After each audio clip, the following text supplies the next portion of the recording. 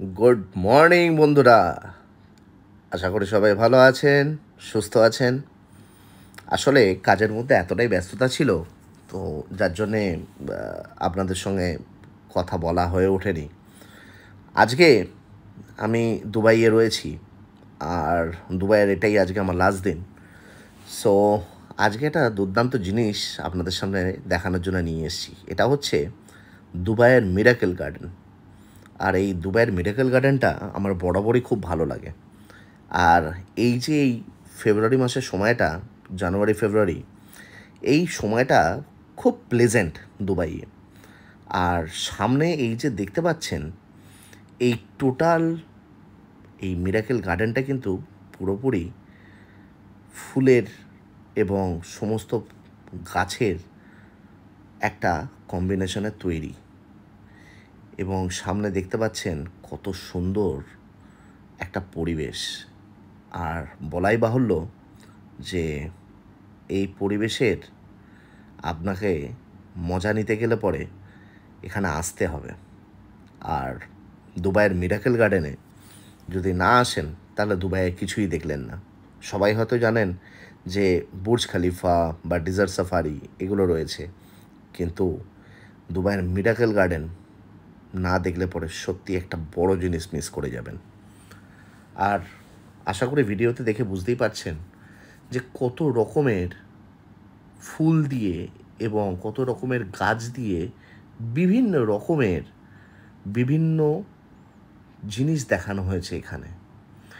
আর এখানে কিন্তু গাছে হাত দেওয়া কিন্তু মানা। সেই বলে না, পাখি যেরকম খাঁচাতে ভালো লাগে না, খোলা আকাশে দেখতে ভালো লাগে, ফুল সেরকম গাছে থাকলে পরেই তাকে দেখতে ভালো লাগে।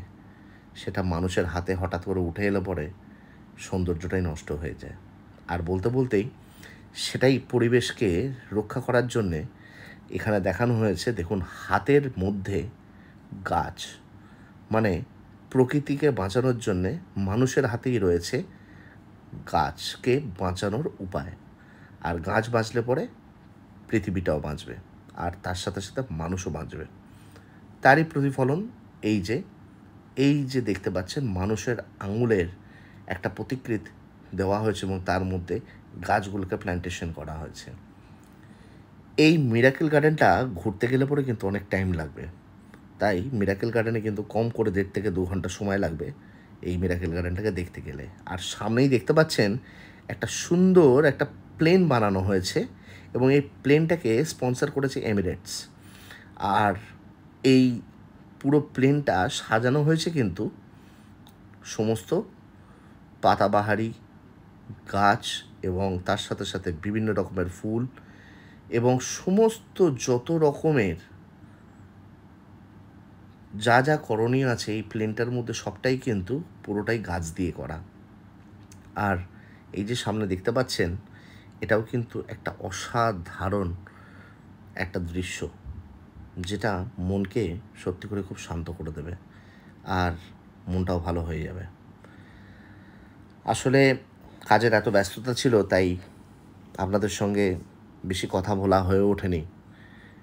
কিন্তু ওই যে আগেও বলেছি যে মনকে ভালো রাখতে গেলে পরে ভালো কিছু দেখতে হবে এবং ভালো কিছু ভাবতে হবে, তাহলে মনকে ভালো রাখা যাবে। আর মন ভালো থাকলে পরে সবাইকে ভালো রাখতে পারবেন। তাই ভিডিওটা দেখতে থাকুন, আর আশা করি এই ভিডিওটা আপনাদের খুব খুব খুব ভালো লাগবে। কারণ কি, আমার ভিডিওটা দেখানোর উদ্দেশ্যটা হচ্ছে একটাই, যে ফুল, গাছ আর গান, এই তিনটেই কিন্তু মানুষের মনে এবং মানুষের ভেতরে অনেক পরিবর্তন আনতে পারে। তাই জন্য এই ভিডিওটা আপনাদের সামনে নিয়ে আসা। সো আজকে ফিরে যাব আবার থাইল্যান্ডে। সো আবার কালকে আবার নতুন দিন শুরু হবে থাইল্যান্ডে। সো আজকের মতন এখানেই